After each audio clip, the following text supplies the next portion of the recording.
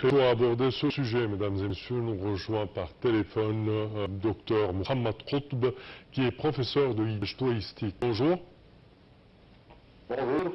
Alors, premièrement, quand on parle du refuge de la Sainte Famille en Égypte, de ce parcours, quels sont les principaux efforts déployés par l'État pour développer les sites du voyage à la Sainte Famille? Je pense, on parle d'à peu près 25 sites, si je ne me trompe pas, qui sont marqués par ce voyage de refuge de la Sainte Famille en Égypte, n'est-ce pas?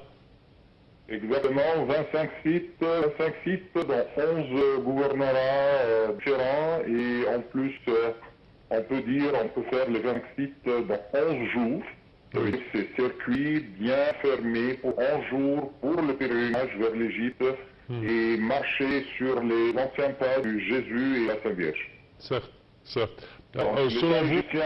L'État égyptien, il cherche d'abord préparer les sites, parce que pour dire que sur un site, il est capable d'accepter et accueillir les touristes, on a besoin toujours des moyens on peut dire, par exemple, le nettoyage, les routes, l'électricité, les facilitations, restauration de sites.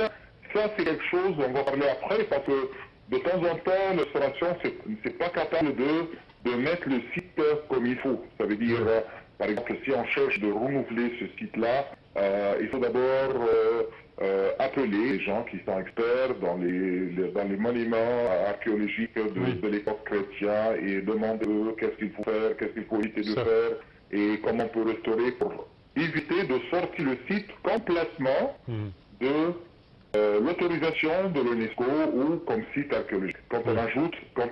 J'aime toujours utiliser le mot restaurer, pas le mot, par exemple, renouveler les sites. Parce que renouvellement de temps en temps, c'est pas au niveau des monuments historiques. Certainement, certainement.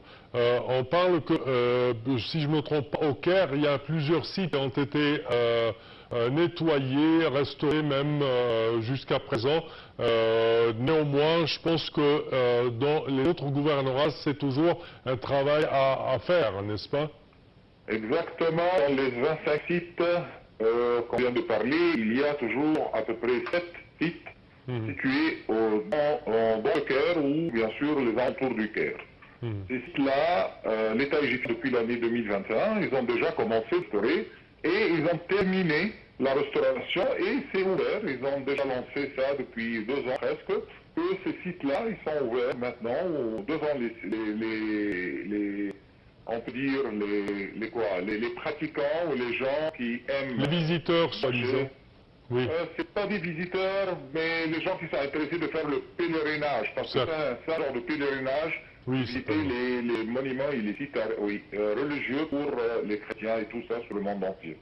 Donc les pèlerinages, vous êtes les bienvenus, voilà, si vous êtes intéressés de marcher le même pas, voilà, on a déjà préparé depuis 2021 les 7 sites tout autour du Caire et les alentours du Caire, à Paria par exemple, juste à bien sûr, le bon lieu, Caire, au sud, toujours, on a le site très connu, l'église de Saint-Serge, située dans le quartier copte au sud du Caire. Oui. Voilà, donc ces sites-là sont déjà prêts, déjà visitables et bien confort, et on peut le faire visiter, mais le reste des sites, pas encore. Si je ne me trompe pas, durant sa visite, l'ancien pape catholique a béni le trajet du refuge de la Sainte Famille en Égypte. Je pense que c'était dans les années 2019-2020, si je ne me trompe pas. Il est passé en Égypte et il a béni, le pape Francis a béni le trajet du refuge de la Sainte Famille en Égypte. Exactement, parce que ce voyage-là, c'est pas un voyage pour les gens normaux. Ça veut dire certainement, c'est un pèlerinage. Voilà.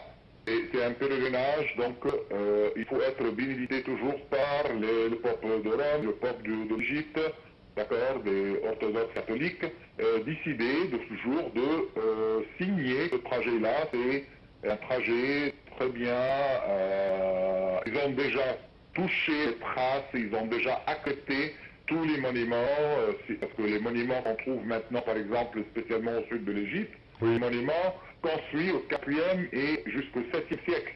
Ça veut dire après le passe-jour de la Sainte Vierge et Jésus.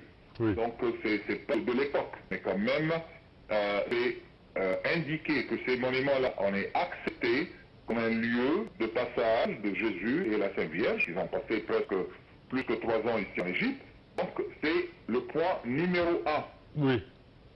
Point 2, je le trouve maintenant, c'est facile, après toujours sur le chef toujours de l'UNESCO, maintenant c'est un Égyptien, Dr Khaled El Anani. Oui. Je trouve maintenant, si l'UNESCO, il a réussi toujours, ou si nous, on a réussi de demander l'UNESCO mettre ce voyage-là ou ce tour-là sur les monuments historiques, comme l'héritage mondial, l'UNESCO, il va changer, avec toujours l'argent, avec l'aide, avec ses savants, avec tout ça, ces sites-là, régulièrement, et dans 2-3 ans, on va trouver que le trajet tout entier, le 25 points, le 25 sites, vont être ouverts devant les visiteurs. En tant que patrimoine mondial. Exactement. L'UNESCO, c'est le seul société qui peuvent dire, octroyer à tel, oui, certainement. Donc il faut profiter, il faut que l'État, le ministre du tourisme chez nous, il faut qu'il profite toujours qu'il y a un Égyptien sur le trône de l'UNESCO, tout ça. Donc c'est facile toujours de mettre ça et faire un planning, par exemple, mettre des points, par exemple, dans quelques jours, dans l'année, dans 2-3 ans, comment on va prendre soin, comment on peut restaurer, voilà. Et si l'UNESCO il indique ça, après toujours l'indication ou bien sûr la confirmation du poste de Rome, donc ça va être un lieu de pèlerinage pour les chrétiens du monde tout entier, chez nous ici en Égypte. Parfait. Selon vous, comment ce projet contribue-t-il à la promotion du tourisme spirituel et à l'augmentation des flux touristiques en Égypte? J'ai mal entendu, pardon. Oui, je vous demande, selon vous, comment ce projet du circuit du refuge de la Sainte Famille en Égypte contribue-t-il à la promotion du tourisme spirituel et à l'augmentation du flux des touristes, le flux touristique en Égypte? Oui, ça c'est normal parce que normalement les touristes, les gens qui voyagent, ils font toujours chacun là son but de voyage. Il y a par exemple les gens qui cherchent des voyages culturels, il y a des gens qui cherchent des vacances balnéaires, voilà, exactement, rester rien à faire sur le bord de la mer ou des choses comme ça. Mais maintenant on peut augmenter le nombre de visiteurs, les gens religieux, on peut dire des visites religieuses, les pèlerinages sur les pas de l'ancienne route de Jésus et la Sainte Vierge.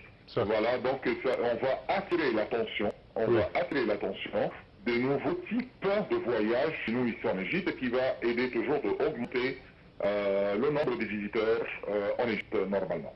Un autre site également, je pense, religieux certainement, le site du trajet de Moïse, du prophète Moïse en Sinaï, avec le mont Moïse et le mont Sainte-Catherine à visiter.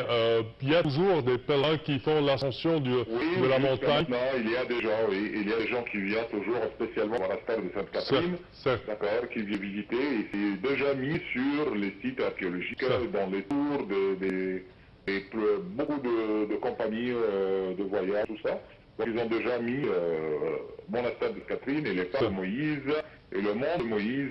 Il y a beaucoup de touristes qui viennent passer une journée au nid et ils montent sur le mont Sinaï et le mont de Moïse pour profiter du soleil sur les anciens pas toujours de Moïse et tout ça. C'est une expérience exquise, je dirais. Je l'ai fait.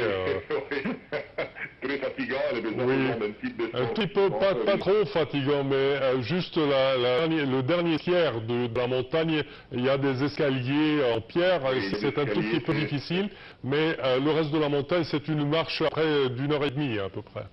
Un tout petit peu plus, spécialement parce que c'est le saison toujours de neige, donc c'est très froid et on dépasse 1500 mètres sur le niveau de la mer, donc c'est vraiment, nous ici en Égypte, on n'est pas habitués toujours avec cette température très basse. Certainement, certainement.